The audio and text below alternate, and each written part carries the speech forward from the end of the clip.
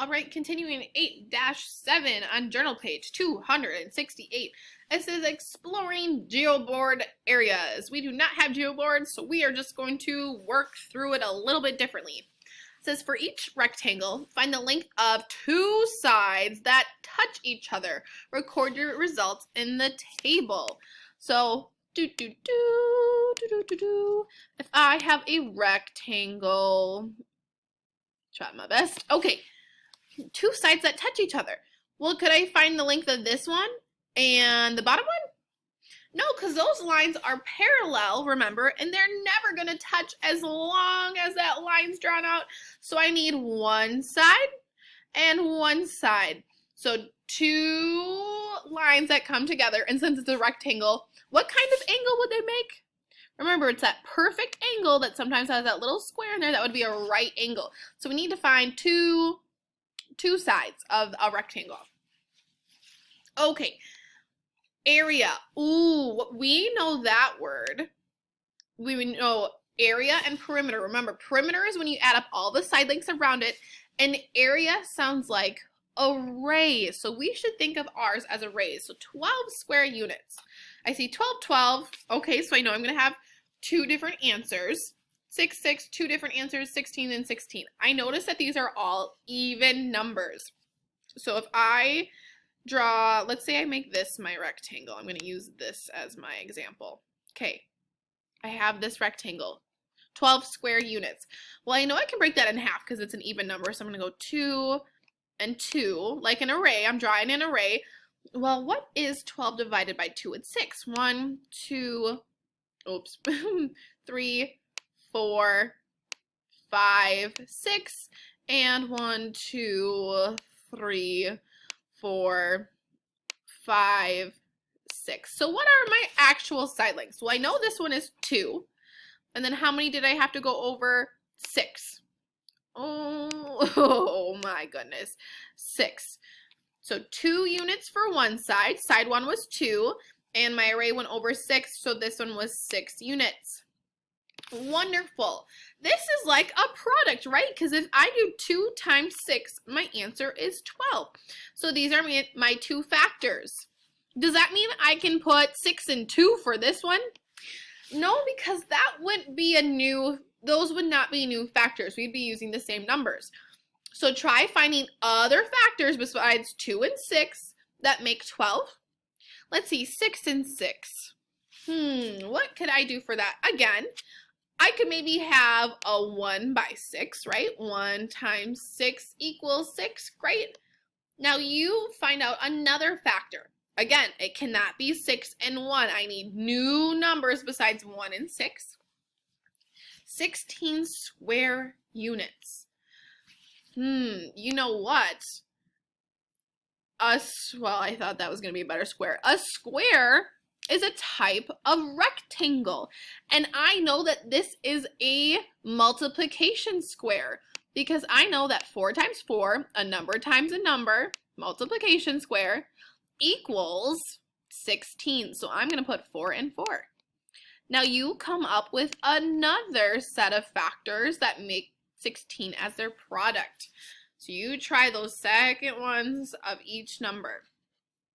Now this is an area with an odd number of square units. And I see square units right here because that's our answer when we have area. Perimeter would just be units, but since it's area, it is square units when we multiply to find that array. Okay. Well, what if I put in 21 square units? What should I do next one be? Odd numbers, odd numbers. 9 square units is my label. And what's another odd number we can do? How about 15 square units? So I want you to put down the same numbers that I chose. Okay. And what would factors be to get 21? So what times what equals 21? What times what equals 9? And what times what equals 15? And you just need one for each of those. Draw out your rectangles and arrays if you need that to help you. Good. Number 1 says study your table. So once you've filled in everything, look at these. And says, what patterns or rules do you see? So on your own, I want you to think of, what do I see? What looks like a pattern? What do I notice? Is there a rule that can help me? Number 2 says, choose one of the rectangles. Write a number model that represents the relationship between the lengths of the touching sides and the areas. Well, I'm going to use my first one. I want you to use a different one. But I know that 12 equals 6 times 2, just like I have up there. Or 2 times 6. I could write it either way. But I just wrote out a number model because I used all of mine. Fact families, you could have a whole bunch of different ones, but that's just one example. Don't use the one I used. Choose another one.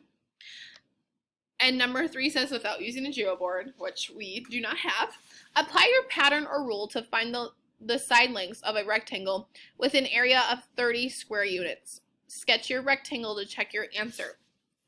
So below, draw a rectangle that has 30 square units. So 30 would be on this side, square units, that's our product. And figure out what other factors we would need to make 30. Okay, take as much time as you need on this one. Head to the next page. We'll find our way over. Not this one. Oh, goodness. Answers, answers, answers. Okay. It says follow the first time you work on this card directions. Well, we do not have that one, so I'll just go along with you. Oh, okay. The red circle is the whole. So we know that this whole circle is the whole. What fraction of the whole is missing? So this is colored in. Well, I know that 1/2 is colored in, so that means 1/2 is missing. So I'm going to put 1/2 down here, and look at my sign in the middle. 1/2 is equal. We know that also means equivalent to what fraction? Well, I'm going to come over here, and I want you to split this with me. Here's a half. You know what? I'm going to go from halves, and I'm going to split those in half. So that's going to make a 1/4. How many 4ths are colored in? 1, 2. So 1/2 is equal to 2/4. Right? Because 2/4 is missing. Also, 1/2 is missing. They both mean the same thing. We just cut them into different pieces, into equal parts.